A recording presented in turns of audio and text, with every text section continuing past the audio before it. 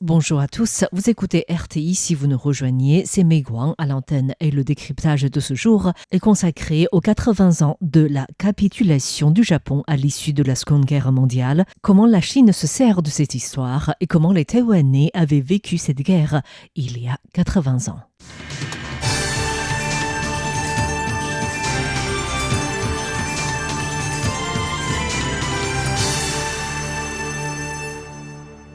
Aujourd'hui, le 3 septembre, Pékin organise un important défilé militaire de 70 minutes sur la place de Tiananmen avec la présence du dirigeant chinois Xi Jinping, entouré entre autres de ses homologues russes, nord-coréens et iraniens Vladimir Poutine, Kim Jong-un et Masoud Pezeshkian. Le New York Times a souligné que ce défilé n'était pas seulement un spectacle diplomatique et militaire, mais qu'il mettait également en lumière la tentative de Xi Jinping d'explorer son pouvoir diplomatique, militaire et historique pour remodeler l'ordre mondial.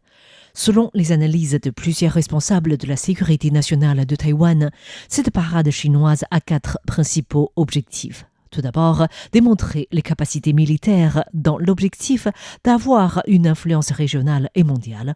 Ensuite, un rassemblement des autocraties dans le but de façonner un ordre mondial qui rivalise avec le camp démocratique et notamment les États-Unis. Troisièmement, recréer un narratif historique en prolongeant la guerre de 8 ans menée par le parti Kuomintang contre le Japon à 14 ans de guerre contre le Japon avec un rôle majeur du Parti communiste chinois. Ce narratif, déjà écrit dans les manuels scolaires du niveau primaire et secondaire en Chine en 2017, est largement promu à travers toute une série de commémorations cette année et également à l'occasion du 80e anniversaire de la victoire de la guerre contre le Japon. Le PCC a également révisé son livre L'histoire de la guerre de résistance de la Chine contre l'invasion chinoise dans le but de renforcer sa position sur cette guerre. Ce nouveau narratif s'accompagne d'ailleurs de l'interprétation erronée de la résolution 2758 de l'ONU pour prétendre la souveraineté chinoise sur Taïwan. Et enfin, face aux problèmes de l'économie morose, de la lutte commerciale sino-américaine et de corruption dans l'armée, la Chine tente également d'avoir plus de confiance de la part de son peuple. Face aux célébrations en fanfare de cette fin de guerre en Chine, qui invite d'ailleurs les anciens combattants qui vivent à Taïwan à y participer, le gouvernement taïwanais dirigé par le Parti démocrate progressiste reste plutôt discret dans la commémoration de cette guerre menée par le Kuomintang, aujourd'hui à l'opposition. La Commission ministérielle des Affaires continentales, la MAC, a publié un communiqué de presse le 14 août en indiquant que cette année marque le 80e anniversaire de la fin de la Seconde Guerre mondiale. Elle marque également le 80e anniversaire du gouvernement de la République de Chine qui avait rassemblé l'ensemble des forces militaires et civiles dans la lutte contre les ambitions expansionnistes autoritaires des forces de l'Axe et remporté la victoire finale dans la lutte contre l'invasion.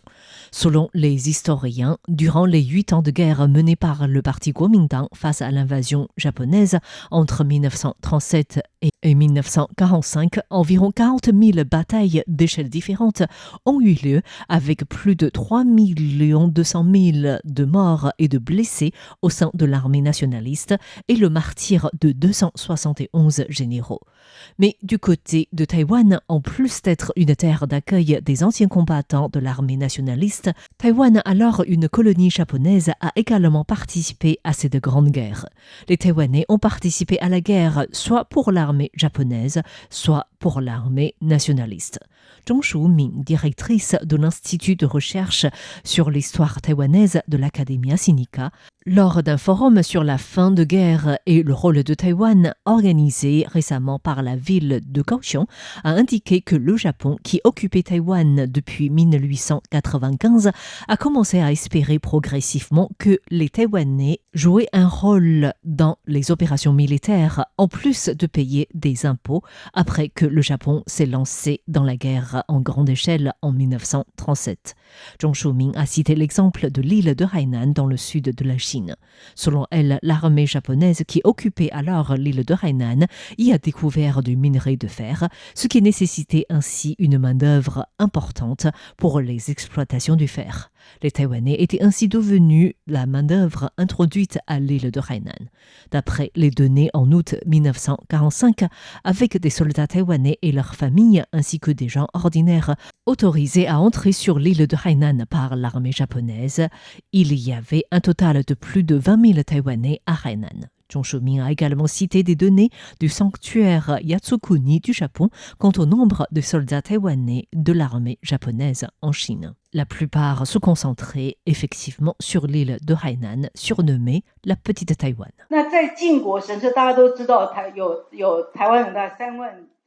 Chacun sait qu'environ 30 000 Taïwanais sont vénérés au sanctuaire Yasukuni. Il existe un livre avec une liste des martyrs qui nous indique ce nombre. Parmi ces Taïwanais, on compte environ 1600 morts en Chine, dont 1400 sur l'île de Hainan. Selon l'historienne Zhong Shuming de l'Academia Sinica, à la fin de la guerre, de nombreux Taïwanais en île de Hainan ont tenté par tous les moyens possibles de revenir à Taïwan. Mais une fois revenus, ces personnes formées militairement par le Japon ont dû faire face à l'incident du 28 février 1947.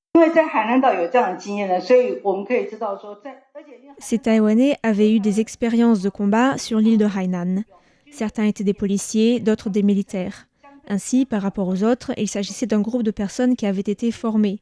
Donc, lors de l'incident du massacre du 28 février 1947, ils ont également constitué une certaine force, comme la 27e unité que nous connaissons. À cette période de guerre, en plus des soldats taïwanais du Japon, il y avait également des Taïwanais qui s'identifiaient à la Chine. Ces personnes étaient prêtes à rejoindre l'armée de la République de Chine pour combattre contre l'armée japonaise. Ce choix s'expliquait par la haine envers les Japonais en raison de leur colonisation. Le général Li Youbang, qui avait entraîné ses troupes, était la personne la plus représentative de cette histoire. En 1924, il avait rejoint l'académie militaire Huangpu à Canton, en Chine, établie par le généralissime Chiang Kai-shek l'année précédente. Lors de sa formation, il a fondé le Parti pour l'indépendantiste de Taïwan, dans l'objectif de rassembler les patriotes taïwanais anti-japonais afin de faire partir l'impérialisme japonais, de restaurer la dignité et l'indépendance du peuple taïwanais et d'établir une nouvelle Chine libre, égalitaire et démocratique.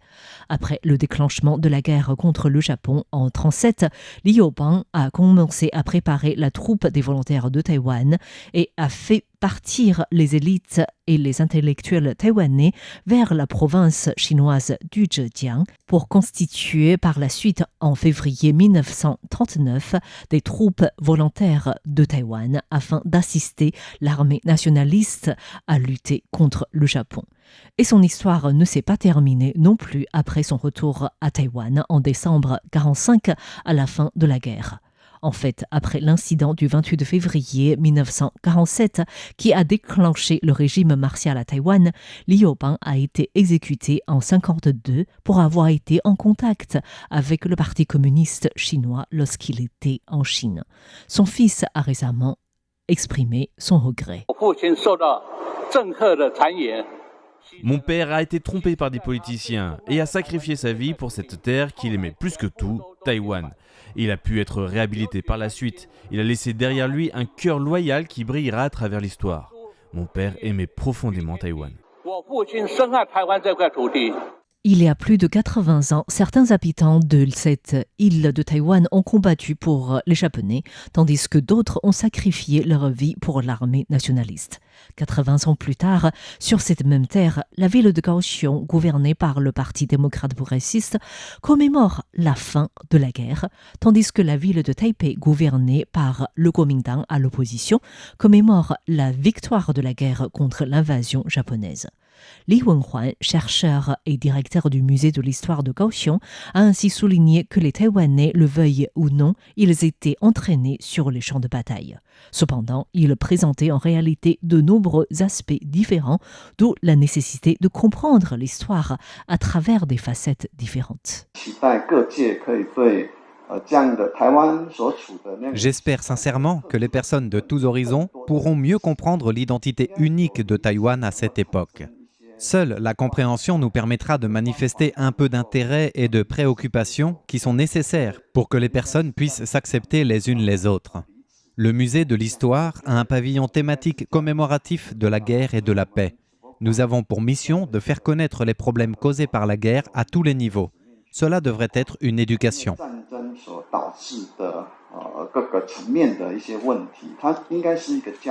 Li Wenhuan a également souligné que cette période dans l'histoire est un fait et une mémoire et qu'elle doit donc devenir un bien culturel unique sans pour autant être utilisée pour créer des divisions.